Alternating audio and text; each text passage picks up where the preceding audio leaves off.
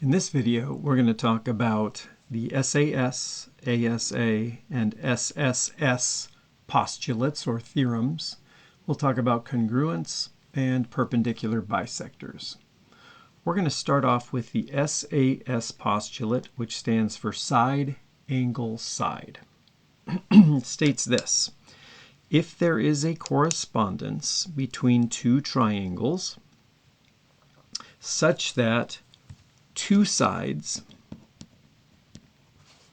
and their included angle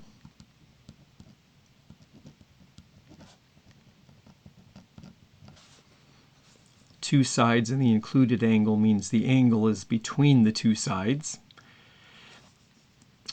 So the two sides of their included angle of one triangle are congruent respectively to, as you might expect, two sides and their included angle, then the two triangles are congruent. So you have to have a side, angle, side. For example, this side, this included angle, and then this second side. So let's go ahead and demonstrate this with the pictures.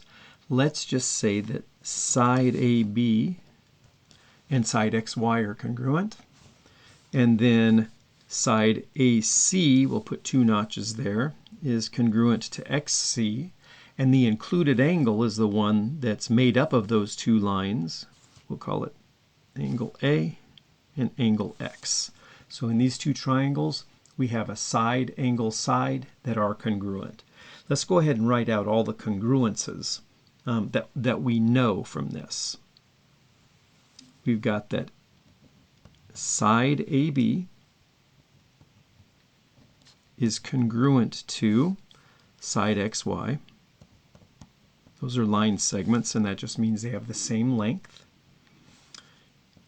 AC over here is congruent to XZ. And then we know that internal angle. I'll go ahead and write it out. I won't write angle A, I'll write angle BAC. And that happens to be congruent to angle YXZ.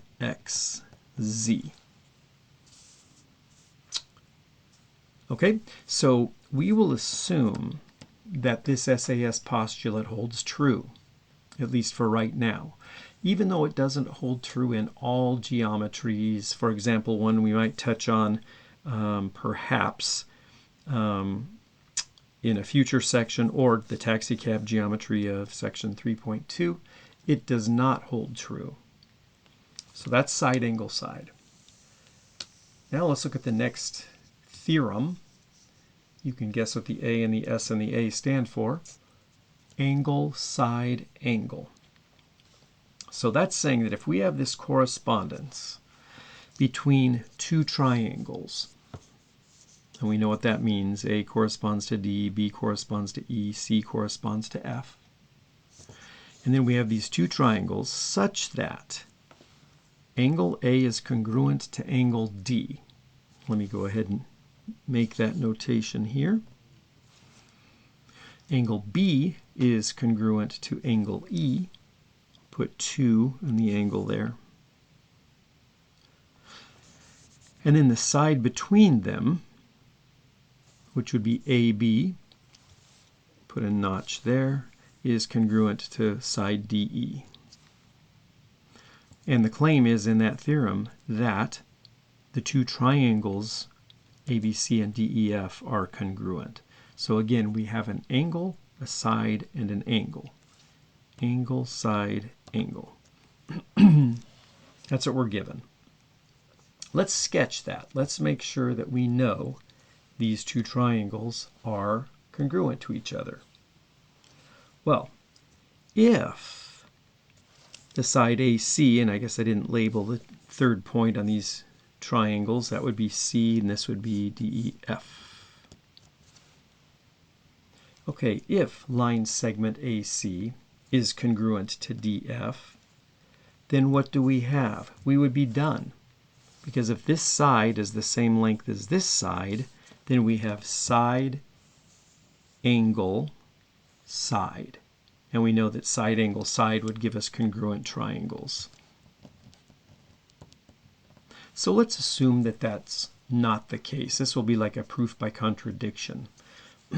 So this means, for the sake of contradiction, or for the sake of reaching a contradiction, let's assume that this side AC is longer than this side DF.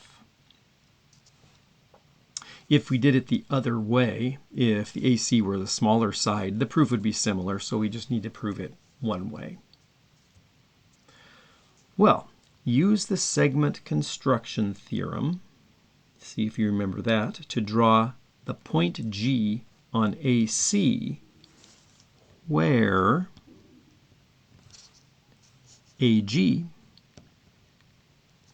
the distance from A to G, is equal to DF, the distance from D to F. Again, this is a smaller side by our assumption, so that means over here I can put a point G, like so, where this distance is equal to this distance. I know it doesn't look like it, but let's just assume that the distance from A to G is the same as the distance from D to F.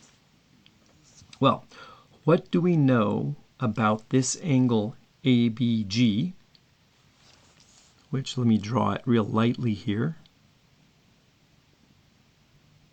What do we know about that angle compared to angle E? Well, assuming this AG is equal to DF, we have two congruent triangles. I'll write it down and you can explain why maybe before I tell you. Triangle ABG is congruent to triangle DEF. So ABG DEF. Why would that be? Side, angle, side. We've got this side, this angle, and this side. This side, this angle, and this side. Again, by sides, the first one was from A to G is congruent to DF. Okay, well, but we are given up here that angle E is the same as the angle ABC, right? We've got two notches in here. So this is going to lead to a contradiction because, I'll put yes, since the measure of angle ABC is equal to the measure of angle ABG, ABC, plus the measure of angle of GBC. Measure of angle GBC. Well, this angle is this one right here, ABC, is equal to the measure of angle E. Okay, this one is also equal to the measure of angle E. We're given that. So let's just double check that. ABC is the same as the measure of angle E. ABG is also the same as the measure of angle E because we found this congruent, two congruent triangles. We found out GAB is congruent to FDE. That's triangles. Plus this angle, which is something bigger than 0. That's how we reach a contradiction. It's impossible that the measure of angle E is equal to the measure of angle E plus some other number. So that contradiction shows us that this assumption up here for the sake of reaching the contradiction, these are actually equal to each other. AC is actually equal to DF. So therefore, by side, angle, side, we know that these two triangles are congruent, and that actually proves the angle-side angle theorem.